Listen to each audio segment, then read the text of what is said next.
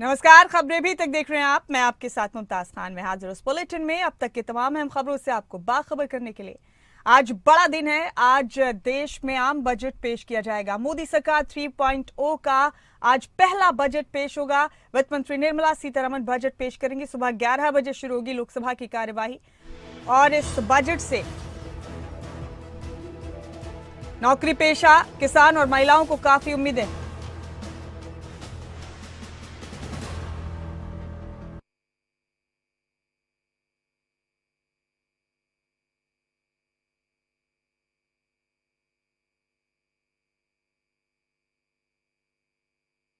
इस बजट से सुबह 11 बजे के करीब बजट पेश किया जाएगा और 11 बजे लोकसभा की कार्यवाही शुरू होने के साथ ही बजट पेश किया जाएगा वित्त मंत्री निर्मला सीतारमण की तरफ से।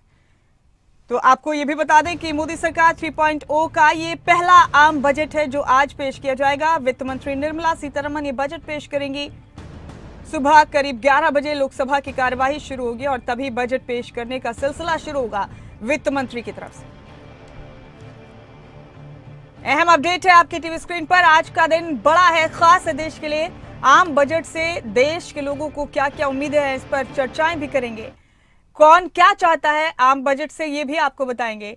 अलग अलग लोगों की राय क्या है, आम लोगों का क्या कहना है, राजनीतिज्ञों का क्या कहना है, विपक्ष का क्या कहना है, ये भी आपको बताएंगे।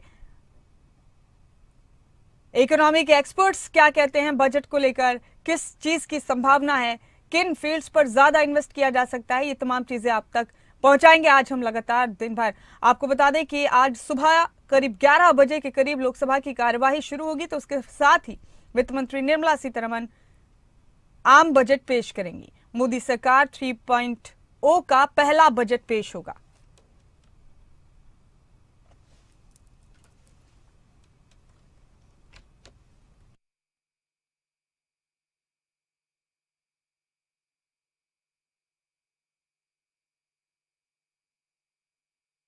और महिलाओं को बड़ी उम्मीदें हैं आज के बजट से। मोदी सरकार 3.0 का पहला बजट आज पेश किया जाएगा। देश के बजट से अलग अलग तबकों को अलग अलग उम्मीदें हैं। तमाम अपडेट आप तक पहुंचाएंगे लगातार। तो सबको इंतजार है सुबह 11 बजने का, जब बजट पेश करने का सिलसिला शुरू करेंगी वित्त मंत्री निर्मला सीतारमण।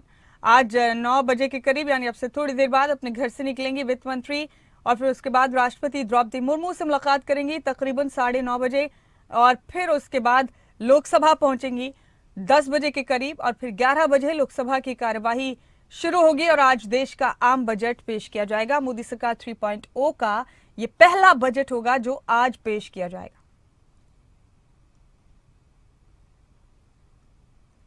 तस्वीरें भी आपको लगातार दिखाते रहेंगे। सरगर्मियां तमाम बजट को लेकर क्या हैं वो भी आप तक लगातार पहुंचाते रहेंगे। तो देश का बजट आज पेश किया जाएगा। किस तबके के लिए, किस शोबे के लिए क्या है बजट में, इस पर सबकी निगाहें।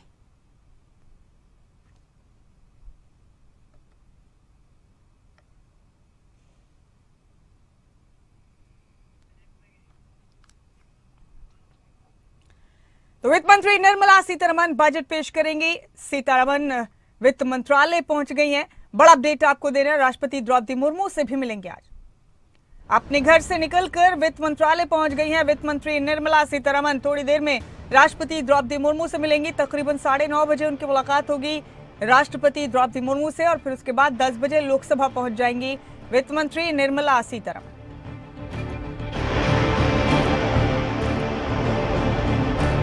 तो आज आम बजट पेश किया जाएगा देश का और इसके लिए घर से निकल गई हैं वित्त मंत्री निर्मला सीतारमण। वित्त मंत्रालय पहुंच गई हैं। सबसे पहले यहीं उन्हें आना था शेड्यूल के मुताबिक और फिर थोड़ी देर बाद तकरीबन 9:30 बजे राष्ट्रपति द्रौपदी मुर्मू से मुलाकात करेंगे वित्त मंत्री और फिर उसके बाद सुबह करीब 10 बजे लोकसभा पहुंच जाएंगी और 11 बजे लोकसभा की कार्यवाही शुरू होगी और बजट पेश करेंगे वित्त मंत्री निर्मला सीतारमण। तमाम बड़े अपडेट हैं आपकी टीवी स्क्रीन पर इस वक्त की।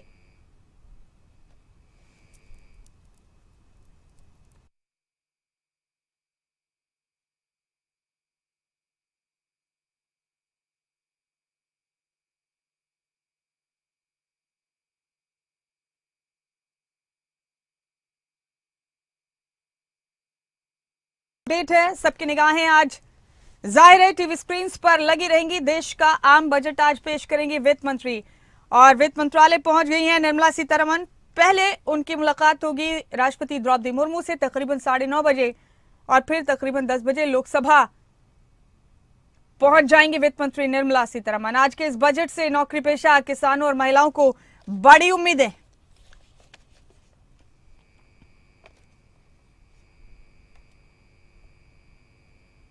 अहम अपडेट है आपके टीवी स्क्रीन पर इस वक्त का। आज बजट का इंतजार है पूरे देश को, किस तबके के लिए क्या खास है बजट में, इस पर सबकी निगाहें बनी हुई। अहम अपडेट आपके टीवी स्क्रीन पर इस वक्त का आपको दे रहे हैं। वित्त मंत्रालय से क्या क्या उम्मीद कर रहे हैं लोग, ये भी आपको लगातार बताते रहेंगे। किसानों महिलाओं को बड़ी उम्मीदें हैं, नौकरी पेशा लोगों को भी बड़ी उम्मीदें हैं आज के इस बजट से।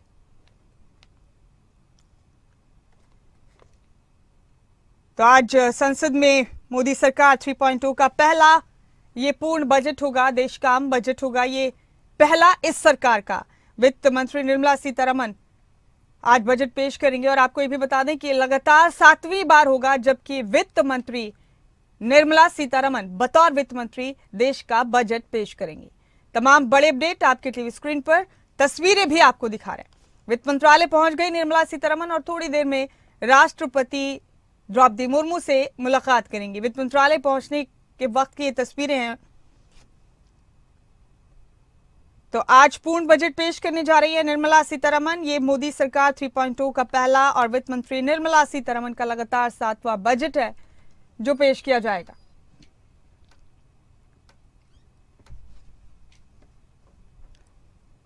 आपको बता दें कि एक्सपर्ट्स का कहना है कि इस बजट में मोदी सरकार 2047 तक विकसित भारत की रूपरेखा तैयार करेगी, इस तरह की संभावनाएं हैं। इकोनॉमिक एक्सपर्ट्स ये सब बातें कह रहे हैं। उनका कहना है कि बजट में सरकार के पिछले 10 साल के प्रदर्शन की भी झलक नजर आ सकती है और मोदी सरकार के तीसरे कार्यकाल के पहले पूर्ण बजट से सभी वर्गों को उम्मीदें हैं, खासतौर से महिलाओं को, नौकरी पेशा लोगों को, युवाओं को, बिजनेस क्लास और बाकी तबकों को भी काफी उम्मीदें हैं आज के इस बजट से। सरकार से यह भी उम्मीद रहेगी देश को कि वो राजकोषीय बैलेंस बनाए रखते हुए विकसित भारत 2047 के विजन के मुताबिक अर्थव्यवस्था के विभिन्न क्षेत्रों में पहल को बढ़ावा देगी। क्योंकि कल जब लोकसभा की कार्यवाही शुरू हुई तो उससे पहले मीडिया से मुखातिब हुए थे प्रधानमंत्री नरेंद्र मोदी। उन्होंने जिक्र किया था कि उनका विजन 2047 तक है। तो ऐसे में संभावना इस बात की है कि आज का जो बजट पेश किया जाएगा वो 2047 तक की रूपरेखा पेश करेगा।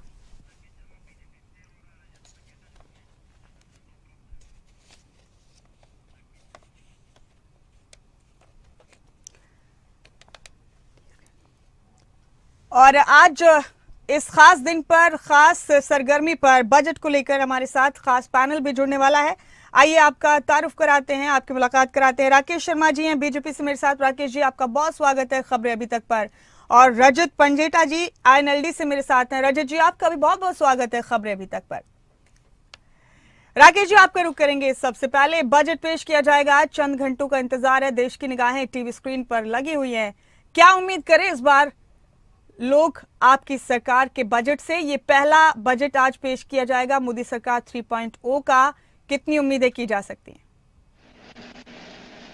देखिए, मोदी सरकार के तीसरे कार्यकाल का ये पहला बजट है। निश्चित तौर पर बजट देश का बजट है, देश के लिए बजट है और विकसित भारत के लिए बजट है। ये अमृतकाल के अंदर देश चल रहा है और निश्चित तौर पर सभी की उम्मीदों पर खरा उतरने वाला बजट है। देश मजबूत कैसे हो, देश आगे कैसे बढ़े, देश की नींव और मजबूत कैसे हो और सभी वर्गों को इसका लाभ मिले, उन सब चीज़ों को ध्यान में रखकर ये बजट आएगा। आप देखना, इस बजट के बाद भारत की स्थिति और मजबूत होगी। आज भी वैश्विक स्तर पर जो हालात हैं, आर्थिक हालात पूरे विश्व में हैं, उसमें सबसे तेजी से ग्रोथ करती हुई अर्थव्यवस्था अगर कोई है तो भारत है। कोरोना काल के बावजूद भी जो देश ने जिस गति से अर्थव्यवस्था ने ग्रो किया है, वो एक वास्तव में एक उदाहरण है। विश्व के देश भी चकित हैं कि किस प्रकार से कोरोना काल के बावजूद भारत ने जिस गति से विकास की दर को बढ़ाया है, जिस गति से जीडीपी में ग्रोथ किया है और जिस गति से देश आगे बढ़ रहा है, निश्चित तौर पर इस बजट के माध्यम से देश के सभी वर्गों को यह सुनिश्चित किया जाएगा कि देश के सभी वर्गों को बजट का लाभ भी मिले और दूसरी तरफ हर तरह से भारत मजबूत भी हो, चाहे वो रक्षा की दृष्टि से, चाहे एजुकेशन की दृष्टि से, चाहे स्वास्थ्य की दृष्टि से, आम जन को भी इनका लाभ मिले और भारत मजबूत कैसे हो, विकसित भारत की अवधारणा को लेकर इस बजट को पेश किया जाएगा। और निश्चित तौर पर आदरणीय माननीय देश के यशस्वी प्रधानमंत्री नरेंद्र मोदी जी का जो विजन है, विजन 2047 भारत विकसित बने, उसके आधार पर उनके विजन की झलक आपको इसमें देखने को मिलेगी। और निश्चित तौर पर यह बजट हम सबके लिए, पूरे देश के लिए एक अच्छा बजट होने वाला है, आप देखेंगे। ठीक है राजीव जी, पॉलिटिकल एक्सपर्ट्स भी कह रहे हैं कि 2047 तक की रूपरेखा आज के इस बजट में नजर आ सकती है। प्रधानमंत्री मोदी जी ने भी जिक्र किया, कल जब लोकसभा की कार्रवाई शुरू हुई, मीडिया से मुखातिब हुए, उन्होंने कहा कि 2047 तक बजट में क्या हो सकता है उस पर हमारी नजर है। काफी दूरदर्शी सोच है मोदी सरकार 3.0 की। रजत जी, जुमलों की सरकार है, कोई भी जुमला दे सकती है, इसमें हमें संशय नहीं होना चाहिए। 2047 का आपको एक देखिए, इतनी दूर तक आप देखिए, और इसके आड़ में आज देश के ऊपर 200 लाख करोड़ का कर्ज, वो 205 लाख करोड़ का कर्ज को किस तरह आगे 400, 500, 600, 700 लाख या 1000 लाख करोड़ तक का कर्ज बनाया जाए, जनता के ऊपर कैसे बोझ डाला जाए। आप एक बात देखिए, किस चीज में राहत है व्यक्ति को, किसी भी चीज में नहीं। डायरेक्ट और इनडायरेक्ट आवाज नहीं आ रही। व्यक्ति की जो कमाई है उसका वॉइस क्लियर नहीं है। कोशिश कर रहे हैं हम रजत जी की आवाज ठीक से आए हमारे दर्शकों तक। फिलहाल हम ये तस्वीरें दिखा देते हैं अपने दर्शकों को। ये देखिए, बजट की कॉपी लेकर मौजूद है वित्त मंत्री निर्मला सीतारमण, वित्त मंत्रालय से निकल गई हैं। अभी थोड़ी देर में उनकी मुलाकात होगी राष्ट्रपति द्रौपदी मुर्मू से और फिर उसके बाद लोकसभा पहुंच जाएंगी। सीधी तस्वीरें हैं इस वक्त की दिल्ली से आपके टीवी स्क्रीन पर। वित्त मंत्रालय से निकल आई हैं वित्त मंत्री निर्मला सीतारमण, बजट की कॉपी उनके हाथ में है और चल निकली हैं बजट पेश करने के लिए। इससे पहले राष्ट्रपति द्रौपदी मुर्मू से मुलाकात करेंगे वित्त मंत्री। अहम तस्वीरें और अपडेट आपके टीवी स्क्रीन पर। इस वक्त की तस्वीरें जब पहुंची वित्त मंत्रालय, वित्त मंत्री निर्मला सीतारमण, और अब वित्त मंत्रालय से निकल गई हैं, बजट की कॉपी उनके पास है और अब लोकसभा पहुंचने से पहले राष्ट्रपति द्रौपदी मुर्मू से मुलाकात करेंगी।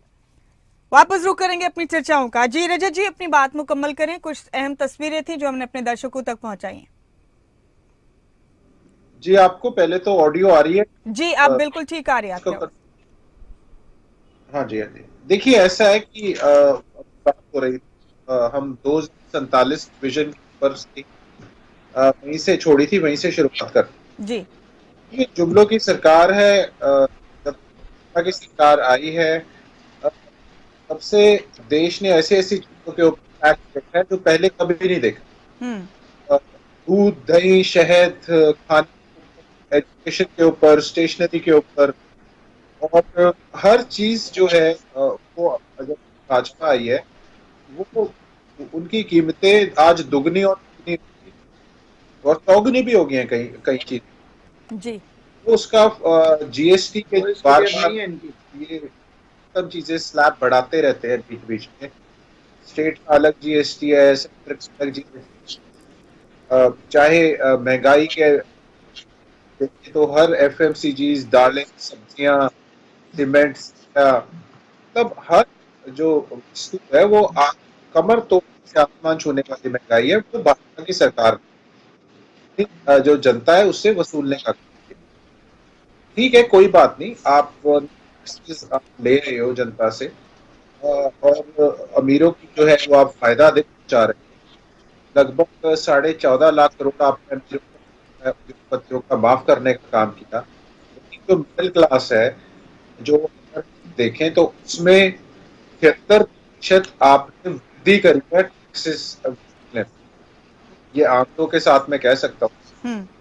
जो कॉर्पोरेट टैक्स है वो मात्र आपका जी 24% आपने इनका उसमें वॉइस वृद्धि। क्लियर नहीं आ रहा। ठीक है। ये रजत जी, सारा पेज रजत जी जो है हम आपको यहाँ रोक रहे हैं चंद लम्हे के लिए, आपकी आवाज फिक्स करें जब तक हमारी टेक्निकल टीम। हम राकेश जी का रुख करेंगे एक बार फिर से। अब एक बार फिर से आपकी आवाज ठीक से नहीं आ रही। राकेश जी, मेरा सवाल आपसे है और वो ये कि पिछले 10 साल से आपकी सरकार हुकूमत कर रही है। इस बार एक बार फिर देश की बागडोर संभाली है आप लोगों ने, आपकी सरकार ने। तो फिर तो ये बनता है कि देश की आवाम पहले से ज्यादा उम्मीदें रखे इस बजट से, क्योंकि बकौल आप लोगों के आर्थिकी को मजबूत किया है, आप लोगों ने देश की जीडीपी को मजबूत किया है, आर्थिक तौर पर एक मजबूत देश के तौर पर दुनिया में स्टैब्लिश किया गया भारत को। तो उम्मीदें अगर ज्यादा हो तो कोई अतिशयोक्ति तो नहीं? नहीं, देखिए 2014 में जब देश के यशस्वी प्रधानमंत्री नरेंद्र मोदी जी के नेतृत्व में जब सरकार बनी थी, तो जिन उम्मीदों के साथ देश की जनता ने सरकार बनाई थी, उन उम्मीदों पर ये सरकार खरी उतरी और 2019 में फिर प्रचंड बहुमत के साथ दूसरी बार सरकार बनी और 2024 में भी हमने तीसरी बार सरकार बनाई है। लगातार 3 बार सरकार बनाने का जो श्रेय है वो भारतीय जनता पार्टी राकेश जी, आपको भी माजरत के साथ रोक रहे हैं, थोड़ी देर में रुक करेंगे, आपका बड़ा अपडेट दे रहे हैं।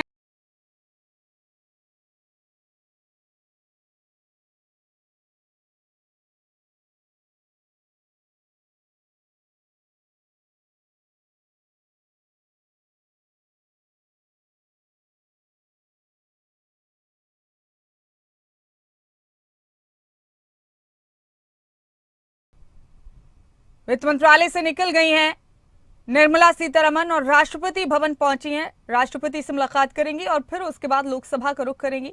आज आम बजट पेश किया जाएगा देश का। काफी उम्मीदें हैं देश को आज बजट से और इस पर तमाम अपडेट हम आप तक लगातार पहुंचा रहे हैं। दिल्ली से सीधी तस्वीरें हैं आपके टीवी स्क्रीन पर इस वक्त की। पहुंच गई हैं राष्ट्रपति भवन वित्त मंत्री निर्मला सीतारमण। राष्ट्रपति से मुलाकात करेंगी हमेशा की तरह पहले और फिर पहुंचेंगी लोकसभा।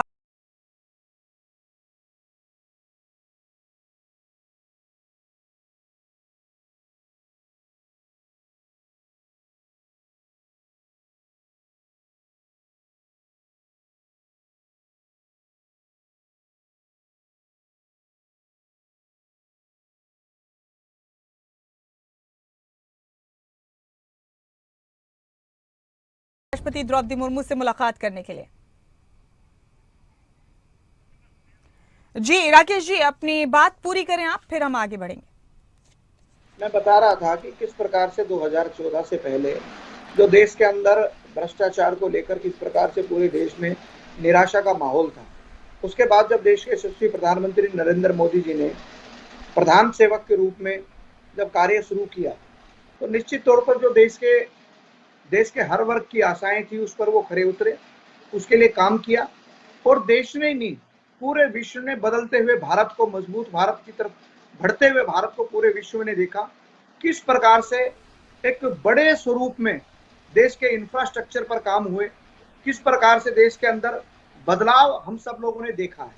और निश्चित तौर पर जो जिस उम्मीद के साथ देश की जनता ने सरकार को चुना था, उन उम्मीदों पर भारतीय जनता पार्टी की सरकार, एनडीए की सरकार खरे उतरी और हर बार चाहे 2014 से 2019 का कार्यकाल हो, चाहे 19 से 24 का कार्यकाल हो, उसी तरह 24 से 29 के कार्यकाल में भी ये सरकार उम्मीदों पर खरी उतरेगी और जो देश की जनता ने जो उम्मीदें इस बजट से भी ली हैं उन पर भी खरा उतरने के काम करेगी। उसके साथ साथ इस बजट में भारत को विकसित भारत का जो सपना देश के यशस्वी प्रधानमंत्री के साथ साथ 140 करोड़ देश की जनता ने जो देख रखा है, उस पर भी काम करने के लिए उस दिशा में भी बजट को ध्यान में रखकर बनाया गया है। उस दिशा में भी बजट को ध्यान में रखकर के उसके हिसाब से बजट को तैयार किया जा रहा है। और निश्चित तौर पर आप देखेंगे जब बजट आएगा तो आप देखेंगे कि 2047 का जो अमृत काल जो ये चल रहा है, उस अमृत काल को ध्यान में रखकर 2047 में विकसित भारत बने, उसके आधार पर बजट में सारी चीजों को आप देखेंगे और निश्चित तौर पर हम देखेंगे कि जो उम्मीदें लगा रखी हैं देश की जनता ने, उन उम्मीदों पर भी खरा उतरने का काम ये बजट करेगा। जी ठीक है। और देश हर स्तर पर, चाहे वो वैश्विक स्तर पर हो, चाहे हमारी विदेश नीति हो, चाहे हमारे रक्षा स्तर पर हो, चाहे एजुकेशन, चाहे इंफ्रास्ट्रक्चर हो, हर लेवल पर देश आगे कैसे बढ़े, देश मजबूत कैसे हो। क्योंकि जब विपरीत परिस्थितियां थी 2019 में जो कोविड-19 आया था, उसके बाद जो विश्व के हालात थे, किस प्रकार से अर्थव्यवस्थाएं धराशायी हो गई थी, उस विकराल समय में भी देश के यशस्वी प्रधानमंत्री नरेंद्र मोदी जी के विजन के कारण से, उनके नेतृत्व में और 140 करोड़ की जनता का जो विश्वास इस सरकार के साथ था, उनके सहयोग से किस प्रकार से हमने संकट काल से बाहर भी आए और विश्व के अंदर एक उदाहरण भी हमने पेश किया।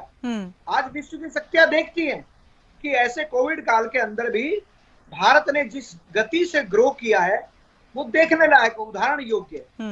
और निश्चित तौर पर इस बजट के माध्यम से भी जो अपेक्षाएं देश की जनता को हैं, उन पर खरा उतरने का काम करेंगी, परंतु उनका आधार यही रहेगा कि देश मजबूत कैसे हो, हर मोर्चे पर देश कैसे मजबूत हो और विकसित भारत कैसे बने।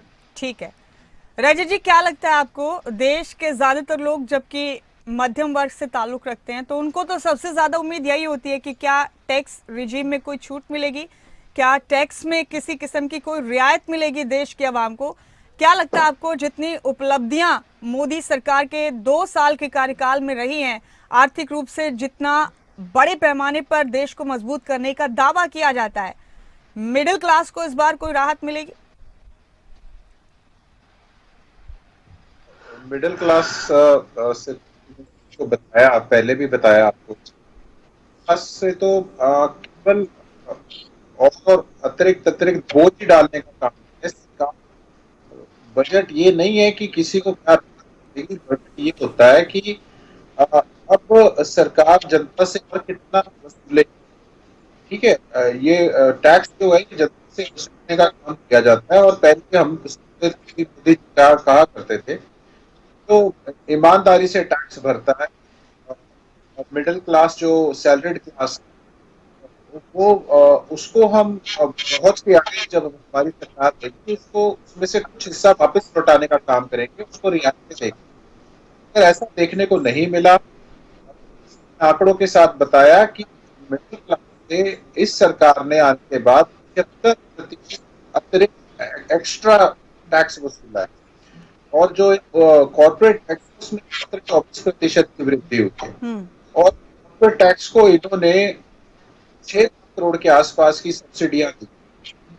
उनका 14.5 करोड़ के 14,53,000 कुछ फिगर है, उस जो है वो कर्ज जो है वो माफ करने का काम। तो अभी मैं बहुत सी भाजपा के प्रवक्ता जी बैठे हैं यहाँ पर, ऐसा लग रहा था कि चुनावी भाषण दे रहे हैं। कई बातों में 2-3 बारी ये बोल गए कि ऐसा बजट को बनाया गया है, ऐसा बजट को बनाया। बजट अभी आया नहीं है। कॉन्फिडेंशियल होता है कि जो ऑनरेबल फाइनेंस मिनिस्टर है वो उसको जो है सदन में बोलते हैं, तभी सबके वो समझ आता है। और एडवांस कॉपीज भी आप सेम नहीं दे सकते हैं, उससे पहले नहीं दे सकते, और वो भी लीडर ऑफ ऑपोजिशन को जाती है। ऐसे ऐसे तो उसमें पूरा नहीं जाता है, कंप्लीट बजट नहीं जाता है। तो स्टार्टिंग का जो राष्ट्रपति का वो कॉपी कर जाएगी, पूरा बजट नहीं जाएगा। तो नहीं पता इनको कैसे पता चलेगा। बातों बातों में अमृतकाल की बात। आज 468 लोग हैं इस भाजपा की सरकार में, एनसीआर का, जिसमें 31 किसान रोज आत्महत्या करते हैं, एनसीआर का डेटा है। जिसमें 51 स्टूडेंट हर रोज सुसाइड करते हैं, एनसीआर का डेटा है। उसके बाद मैं अभी नहीं जा रहा, थोड़ा आउट ऑफ हो जाए, लेकिन अमृतकाल की बात करी तो मुझे याद रखा। उसके बाद इन्होंने अर्थव्यवस्था बड़ी बड़ी बातें करी। इसमें से 2 क्वेश्चन पूछना चाहूंगा कि आय में आज भारत का पिछले साल क्या था, क्योंकि 2 सालों की आपने तुलना की। बड़ा अपडेट दे रहे हैं आपको, मोदी सरकार 3.0 का पहला बजट आज पेश होगा। वित्त मंत्री निर्मला सीतारमण बजट पेश करेंगी। सुबह 11 बजे लोकसभा की कार्यवाही शुरू होगी और इसी के साथ बजट पेश करने का सिलसिला भी शुरू हो जाएगा। नौकरी पेशा, किसान और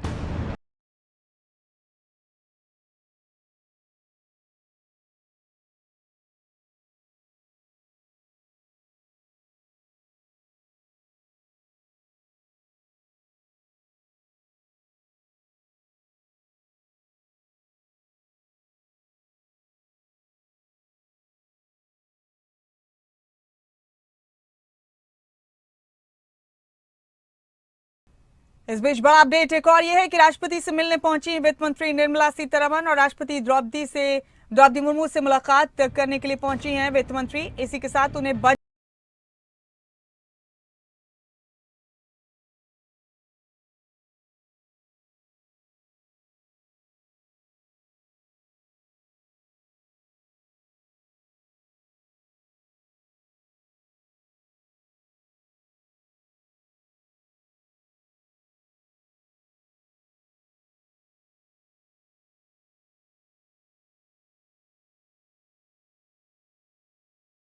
रवाना हो जाएंगे लोकसभा के लिए। सुबह करीब 10 बजे लोकसभा पहुंचेंगी वित्त मंत्री और 11 बजे से बजट पेश करने का सिलसिला शुरू हो जाएगा। अहम अपडेट दे रहे हैं आपको इस वक्त का। ये देखिए तस्वीरें जब वित्त मंत्रालय से बाहर निकली वित्त मंत्री निर्मला सीतारमण। बजट की कॉपी है उनके पास और अब पहुंची हैं वित्त मंत्री राष्ट्रपति से मुलाकात के लिए। उनको बजट की कॉपी सौंप देंगे और फिर थोड़ी देर में रवाना हो जाएंगे लोकसभा के लिए। तमाम अहम तस्वीरें, तमाम अपडेट लगातार आप तक पहुंचा रहे हैं। बता दें आपको कि अब से थोड़ी देर बाद लोकसभा पहुंच जाएंगी वित्त मंत्री निर्मला सीतारमण। फिलहाल पहुंची हैं राष्ट्रपति भवन राष्ट्रपति द्रौपदी मुर्मू से मुलाकात के लिए, फिर उन्हें बजट की कॉपी सौंप देंगी वित्त मंत्री और फिर उसके बाद लोकसभा के लिए रवाना हो जाएंगी।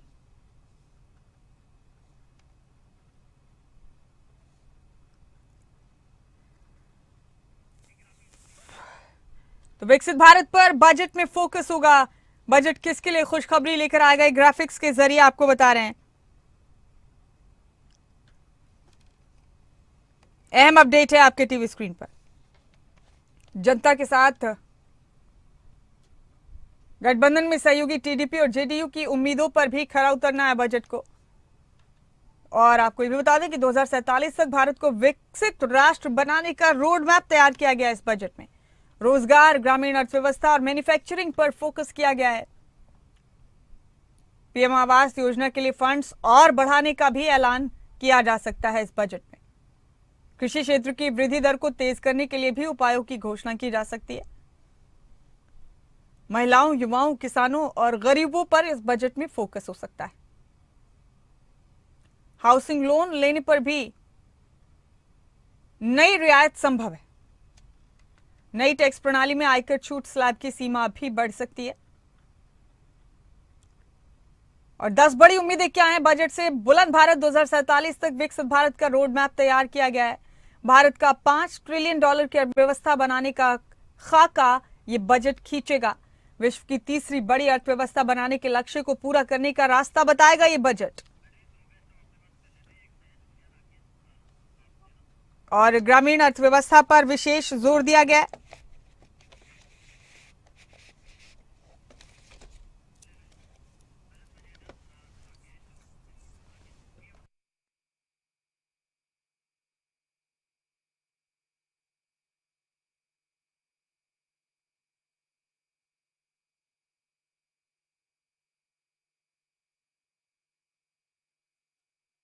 आप तक जो पहुंचा है खास मेहमानों का पैनल भी हमारे साथ जुड़ा हुआ है। रुक करेंगे एक बार फिर से अपने सभी मेहमानों का।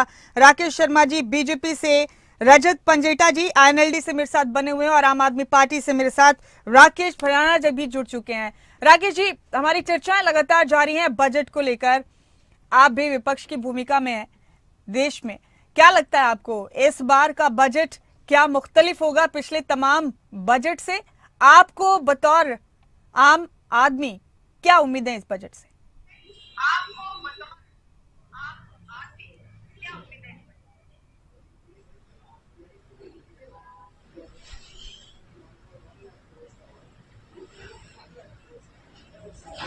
राकेश जी, मेरी आवाज मिल रही है आपको?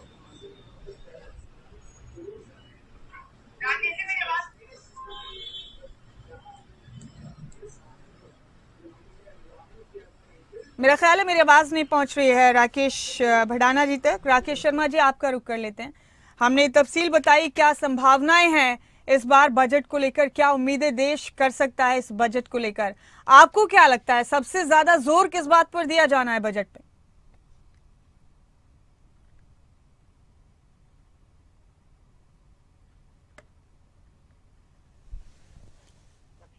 राकेश शर्मा जी, आप सुन पा रहे हैं के लिए मुझे? भी जी जी आवाज आ रही है जी। जी।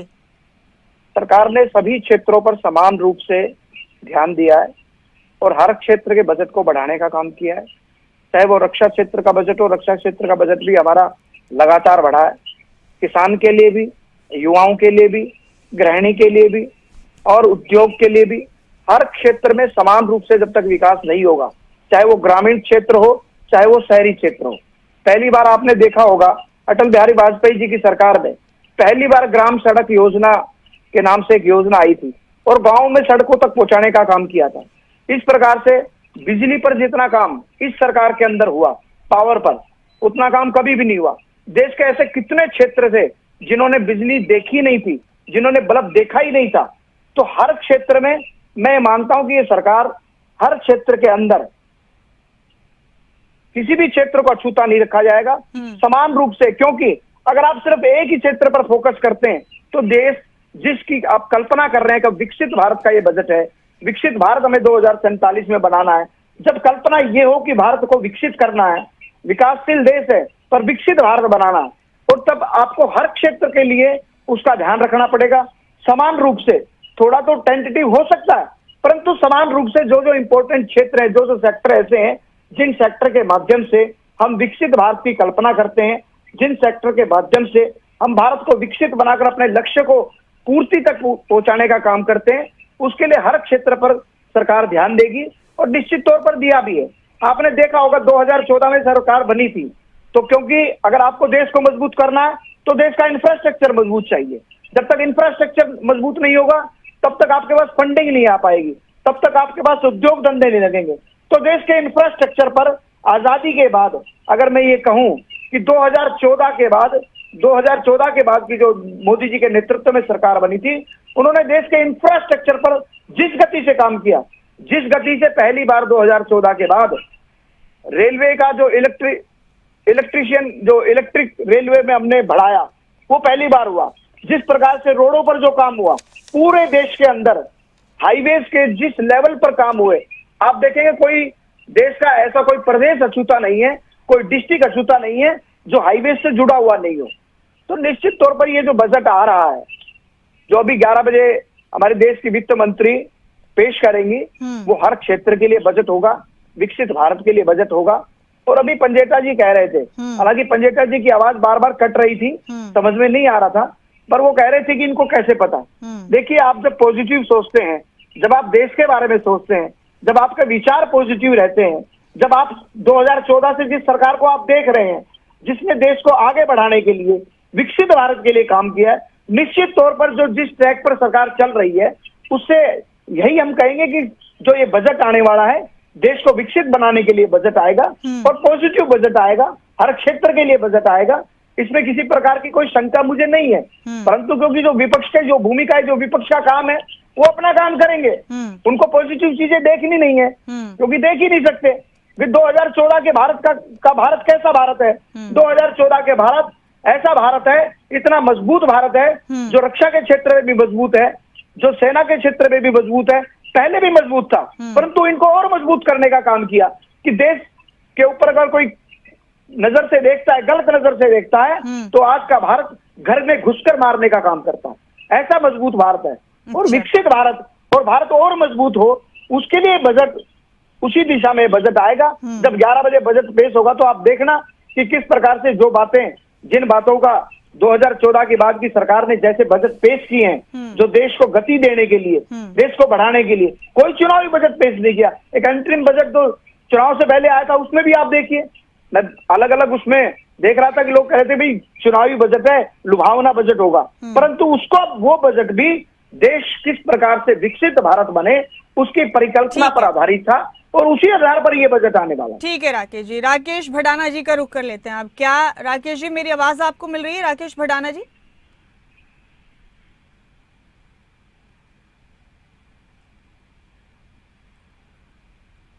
राकेश भडाना आम आदमी पार्टी से मेरे साथ बने हुए हैं। राकेश जी, क्या आप मुझे सुन सकते हैं? अगर आप सुन सकते हैं मुझे, तो आपको क्या उम्मीदें हैं आज देश के आम बजट से? क्या कुछ अलग लाए जाने की उम्मीद है आज के बजट में?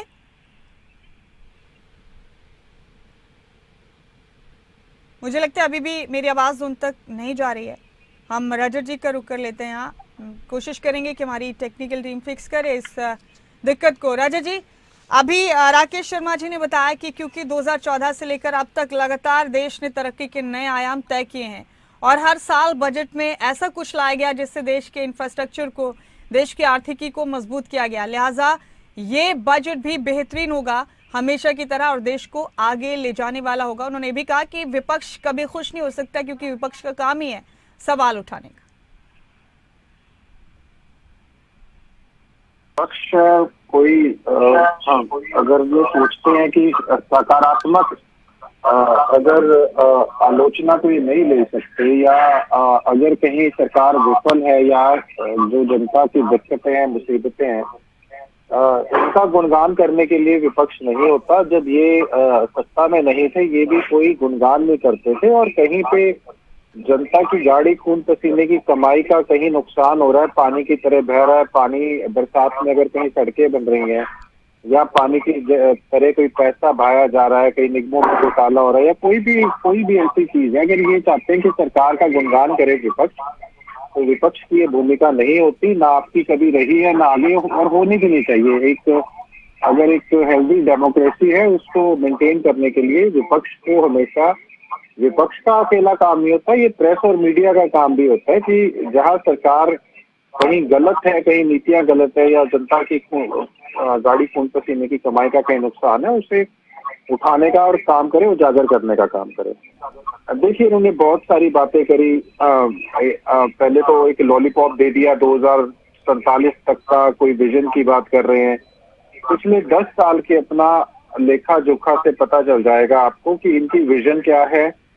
और जो मैंने थोड़ा बहुत पहले भी आपको बताने का काम किया था, जिसमें मैंने आपको अर्थव्यवस्था की जब बात ये कर रहे थे, विश्व की बात कर रहे थे, डंका बज रहा है, तो विश्व में और 2 साल की खासकर आपने बात करी, तो पिछले साल पूरे विश्व में अर्थव्यवस्था के अंदर 120वें स्थान के ऊपर भारत का स्थान था। उसके बाद जो इस बारी पिछला जो आंकड़ा आया उसमें हमारा 140वां स्थान आ चुका है अर्थव्यवस्था में।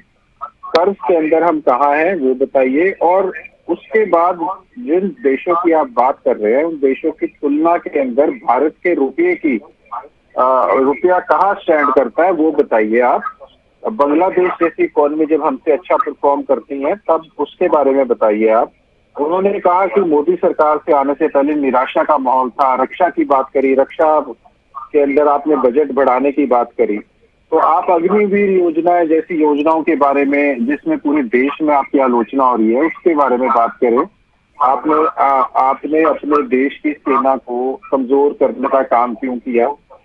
उसके बाद आपने कहा निराशा का माहौल था। देखिए निराशा का माहौल आज है तभी जो है जो 51 बच्चे जो हैं, युवा जो हैं, और वो आत्महत्या कर रहे हैं। 468 जो है ओवरऑल जो व्यक्ति हैं वो आपके हर रोज जो है आत्महत्या कर रहे हैं। एमसीआरबी का डेटा बोल रहा है। अब निराशा होगी तभी आत्महत्या कर रहा है। किसान आत्महत्या कर रहा है, 31 किसान का आत्महत्या कर रहा है।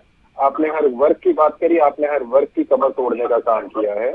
मैं आपको थोड़े बहुत आंकड़े बताता हूँ ताकि इनके भी थोड़ा सामान्य ज्ञान बढ़ सके। 670 मिलियन जो है आज जो प्रेजेंट इंडियंस हैं वो पूरे जो टोटल टैक्स है उसका 64% टैक्स जो है वो देते हैं। वो लगभग अगर मैं बताऊं तो 14.86 लाख करोड़ है। वो 2022 का आंकड़ा मैं आपको बता रहा हूँ। जो मिडिल क्लास है वो बाकी का 33% जो है वो टैक्स देती है। और जिनके पास सबसे ज्यादा देश का धन है, वो जो टॉप 10% है, जिनके पास देश का 70% धन है, वो धन लगभग 660 बिलियन डॉलर के आसपास है। मगर वो टैक्स आपको जान करके हैरानी होगी, वो पूरे टोटल टैक्स का पेमेंट करते हैं मात्र 3%। देखिए होना तो ये चाहिए था कि टोटल जो इतनी टैक्स आता है उसमें सबसे ज्यादा अमीरों से टैक्स वसूला जाए, लेकिन अमीरों को तो रियायतें ही बहुत दी जाती हैं। अमीरों से तो चंदा ही बहुत लिया जाता है। अमीरों के ऊपर तो सरकार पूरी मेहरबान रहती है। लेकिन किसान का जहाँ कहीं पे 1 रुपया भी माफ करना आ जाए तो वहाँ किसानों की जमीन कुर्क कर ली जाती है, नोटिस लगा दिए जाते हैं, किसान को आत्महत्या करने पे मजबूर किया जाता है, वहाँ एक पैसा नहीं छोड़ते।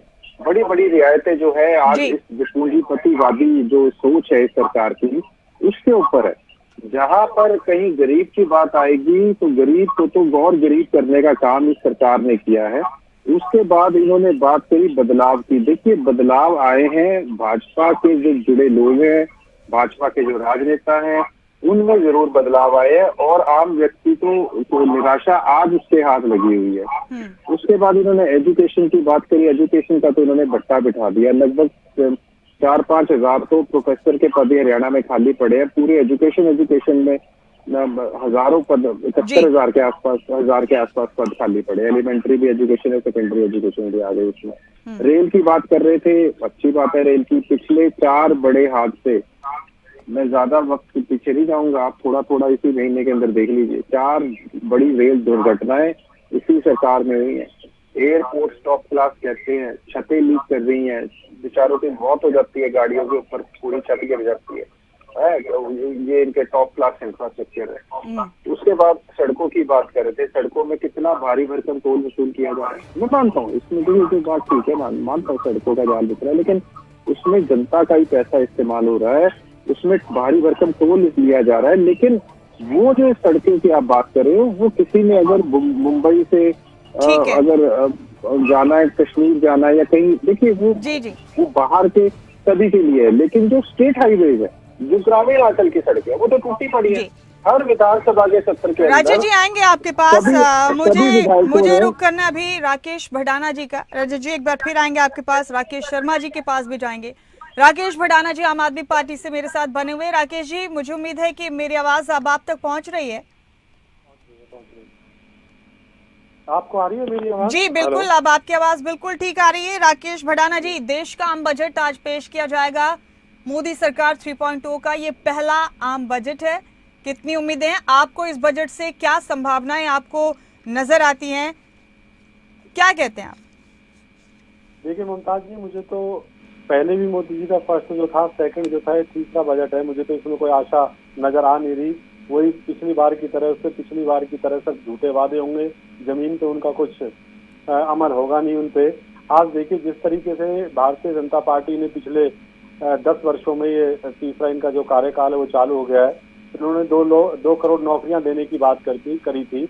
आज देश में सबसे पहले मैं कहता हूं कि बजट में नौकरियों की बात करनी चाहिए, क्योंकि आज देश में सबसे ज्यादा अगर कोई परेशान है तो वो युवा परेशान है। भारतीय जनता पार्टी के नरेंद्र मोदी जी, उनके जितने भी नेता थे, उन्होंने बार बार ये कहा, इसमें भी पहले भी कि हम युवाओं को नौकरी देंगे। परंतु आज देश में की बात करें, हरियाणा की बात करें, तो सबसे ज्यादा अगर कोई परेशान है तो वो युवा परेशान है।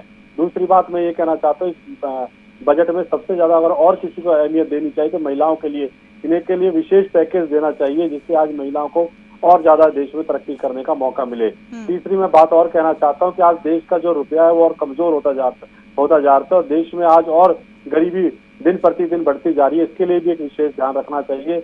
और तीसरी जो सबसे अहम बात है, आज देश में जो पेट्रोल और डीजल है, जिनकी कीमतें बहुत ज्यादा बढ़ गई है और आम आदमी की वजह से वो बाहर हो गया है। और आम आदमी जब पेट्रोल और डीजल डलवाने जाता है तो वो बहुत परेशान होता है और उससे निराशा सरकार से मिलती है, तो उसको भी कम करना चाहिए भारतीय जनता पार्टी को। और तीसरी सबसे बात जो किसानों के लिए, जो आज किसान देश के और हरियाणा के जो किसान है वो आत्महत्या कर रहे हैं और परेशान है।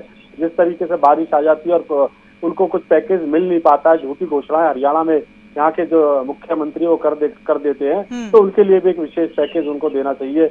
और मैं एक और, अब हम हरियाणा से, क्योंकि हरियाणा की हम बात कर रहे हैं, तो मैं हरियाणा की बात करना चाहता हूँ कि हरियाणा के लिए इन्हें, क्योंकि आज भारतीय जनता पार्टी के नेताओं से बात करें, अगर हम कोई डिमांड करते हैं तो वो कहते हैं कि बजट नहीं है, अभी पैसा नहीं है। जिस तरीके से इन्होंने आज हरियाणा के जो स्वास्थ्य विभाग था उसको पूरी तरीके से बर्बाद कर दिया है। लोगों वहाँ पे बेड है नहीं, लोग डॉक्टर्स है नहीं। आज हरियाणा में बात करें तो कितने पद ऐसे जो डॉक्टरों के लिए खाली पड़े हैं। जो लोग गरीब लोग हैं वो सरकारी उसमें जाते हैं हॉस्पिटलों में, परंतु उनके पास सरकारी हॉस्पिटलों में जाते हैं तो वहाँ सुविधाएं मिलती नहीं है। कोई अपना घर गिरवी रखता है, कोई अपनी जमीनें गिरवी रखते हैं, तो फिर वो प्राइवेट हॉस्पिटलों में इलाज कराते हैं। तो उसके लिए भी एक विशेष ध्यान रखना चाहिए। और तीसरी बात शिक्षा की अगर हम बात करें तो शिक्षा आज हरियाणा में जो सरकारी स्कूल है पूरी तरीके से बंद हो चुके हैं, टीचर्स है नहीं। और आप इस बात के लिए मुमताज जी बिलीव करना, मैं विपक्ष में इसलिए बात नहीं कर रहा, मैं एक सामान्य आदमी करके बात कर रहा हूँ कि आज हरियाणा में जो स्कूल है वो बंद हो गए, या बारिशों के टाइम में स्कूलों में पानी भर जाता है और बच्चे वहाँ बड़ी मुश्किल से वहाँ रुक पाते हैं, क्योंकि भ्रष्टाचार का हरियाणा में इतना बोलबाला है, ना इन्होंने शिक्षा छोड़ी, ना चिकित्सा छोड़ी, ना सड़कें छोड़ी। ठीक है भडाना जी, आपकी बात रखते हैं राकेश शर्मा जी के सामने, उनसे आपके सवालों के जवाब लेंगे। इस बीच ये तस्वीरें भी हम दिखाएंगे अपने दर्शकों को, लगातार पहुंचा रहे हैं तमाम अपडेट। राष्ट्रपति भवन की ये तस्वीरें हैं, अभी चंद मिनट पहले वित्त मंत्री निर्मला सीतारमण राष्ट्रपति भवन पहुंची, उन्होंने मुलाकात की है राष्ट्रपति द्रौपदी मुर्मू से और उन्हें बजट की कॉपी भी सौंपी है। ये तस्वीरें इसी वक्त की आप देख रहे हैं अपने टीवी स्क्रीन पर।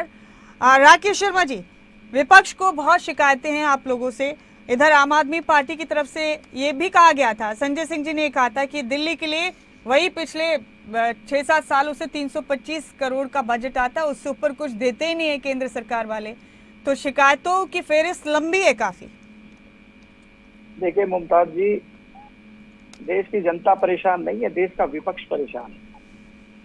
जो इनका लूटने का स्वभाव था ना, कि जब सरकार में बढ़ो तो सरकार में बैठो तो लूटने का काम करो। ये किसान की बात करते हैं, किसान को पहली बार अटल बिहारी वाजपेयी जी की सरकार में किसान क्रेडिट कार्ड 4% पर लोन देने का काम किसने किया था? भाजपा की सरकार ने किया था। किसान को किसान सम्मान निधि देने का काम किसने किया? भाजपा की सरकार ने किया। किसान को किसान बीमा देने का काम किसने किया? भाजपा की सरकार ने किया। ये महिलाओं की बात करते हैं, महिलाओं का सशक्तिकरण, मोदी जी की कैबिनेट में सबसे ज्यादा महिलाएं मोदी जी की कैबिनेट में मंत्री रही। महिलाओं को आगे बढ़ाने का काम, सबसे ज्यादा काम 2014 के बाद की सरकार में हुआ। महिलाओं के सशक्तिकरण पे काम सबसे ज्यादा हुआ। ये लोग वही लोग हैं जो जब सेना, देश की सेना जब सर्जिकल स्ट्राइक करती है, जब देश में कोई घटना होती है, उसका जब बदला लेने के लिए उस देश में घुसकर मारने का काम करती है, तो ये उस सेना पर सबसे ज्यादा किसान सड़कों पर भी तो आपकी सरकार में आए हैं राकेश जी। सबसे ज्यादा किसान सड़कों पे भी तो आपकी वजह से आए राकेश जी। सबसे ज्यादा अगर लाठियां इन्होंने बरसाई तो किसानों में इनकी सरकार पे बरसाई, अगर जेलों में डाला तो किसानों को इन्होंने जेलों में डाला। अगर सबसे लंबे टाइम अगर देश में आजादी के बाद अगर किसान सड़कों पे रहा तो भारतीय जनता पार्टी की सरकार में रहा। और आज भी ये झूठे बातें यहाँ चैनल में बैठ के करते हैं, इन्हें इस बात के आंकड़ों का नहीं पता। आज पूरी सरकार आपके प्रधानमंत्री को किसानों की ताकत के सामने झुकना पड़ा। कारोबार में मान इनकी क्रेडिट कार्ड का कोई लाभ नहीं सरकार को। सरकार ने ऐसे क्रेडिट कार्ड दे दिए जो चलते नहीं है। आपकी सरकार में अरे मेरे भाई, आपकी जर्नल नॉलेज के बता दूं, पूरा देश देख रहा था। किसानों पे लाठियां आपने बरसाई, किसानियों पे आंसू गैस आपने किसानों पे बरसाए। आपके यहाँ 2-2, 3-3, 4-4, 1-1 साल तक लोग किसानों बैठे रहे। आप अगर आप हरियाणा की बात करें, कौन सा ऐसा राज्य है जहाँ आपने किसानों पे लाठियां चार्ज कराई? कौन सा है? SYL का पानी आप नहीं देने देते। SYL का पानी आपकी 10 साल की सरकार आप नहीं देने देते। आप चाहते किसान और गरीब हो जाए। आप चाहते जब अरविंद केजरीवाल जी ने कहा कि आप नरेंद्र मोदी जी हमें टाइम दे, आपने नरेंद्र मोदी जी ने टाइम नहीं दिया। हमने कहा कि हम SYL का समाधान निकालना चाहते हैं, आपने समाधान निकलवाया। आप चाहते हैं कि हरियाणा में SYL का पानी आए, परंतु हरियाणा में आप एक काम चाहते हैं कि हरियाणा में भाइयों को भाइयों से लड़ाना, जात नॉन जात की लड़ाई करवाना, घोटालों में नंबर 1 की पार्टी आपकी है। ठीक है, इस चर्चा को जारी रखेंगे। आप दोनों से मेरी गुजारिश है, राकेश शर्मा जी, राकेश भडाना जी, दोनों शांत हो जाइए, दोनों शांत हो जाइए। हम रुक करेंगे हमारे एक और खास मेहमान संजय रॉय जी का, हमारे साथ जुड़ चुके हैं हमारे स्टूडियो से। राय साहब, बहुत स्वागत है आपका, बतौर पॉलिटिकल एक्सपर्ट हमारी इस चर्चा में शामिल हुए हैं संजय राय जी। आज आम बजट पेश किया जाना है मोदी सरकार 3.0 का, संजय जी उसी पर ये चर्चाएं लगातार जारी है।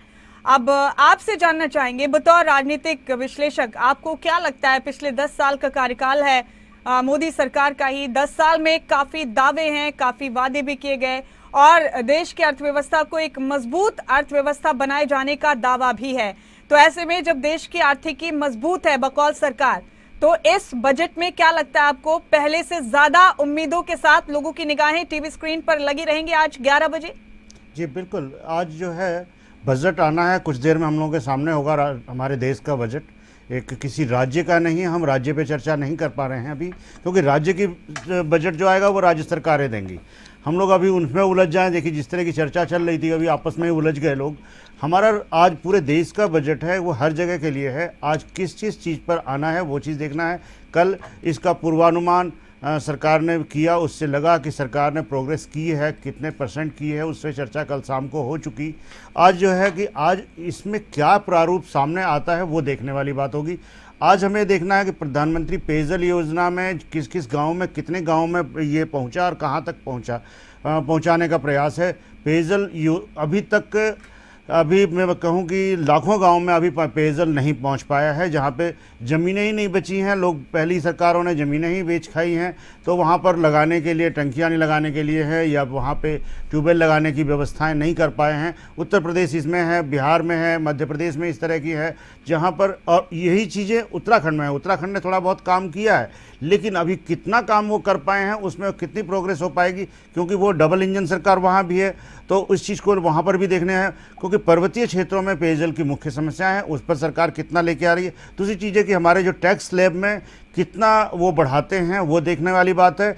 अभी पिछली सरकारों का बजट देखते हुए हमें ये लगा है कि निर्मला सीतारमण जी ने सरकार को आगे बढ़ाने के लिए जो भी हो सकता है वो किया है। अभी ये हमारा एक छोटा बजट अप्रैल में आया था, उसके बाद चुनाव आ गए। अब हमारे देश का बजट इस वक्त आएगा, और वो जिसे अंतरिम बजट हम लोग कहते हैं वो पहले आ गया था, अब बजट आना है। इसमें किस किस चीज़ पर, क्योंकि सड़कें हमारी प्रॉपर ठीक हो रही हैं, उसमें हमारे पास नेशनल हाईवेज़ पे काम हो चुके हैं। राज्य सरकारों के लिए वो कितना देंगे, कितने घाटे पे वो बजट आएगा, ये भी हमें अभी आज देखना है। इसके अलावा मैंने पहले कह दिया कि क्या हम लोगों को टैक्स स्लैब में मेन सबसे ज़्यादा मध्यम वर्ग को चिंता होती है कि हमारे टैक्स स्लैब का कितना फ़ायदा होना है, हमें कितना मुनाफा हो रहा है, वो चीज़ देखना है। फिर ब्याज दरों का हाउस टैक्स जो लगता है उस पर देखना है कि सरकार कितना बढ़ोतरी कर रही है। इसके अलावा हाउस लोन्स और अदर लोन्स, जितने भी लोन्स हैं उनके ऊपर देखना है। सरकार के बजट के ऊपर डिपेंडेंट है कि वो कहाँ तक क्या लेके जाता है। अभी ये है कि, और कर्मचारी वर्ग ये देखता है कि हमें कितना फ़ायदा, कितना डीए टीए जो भी मिलना है वो उनको मिले।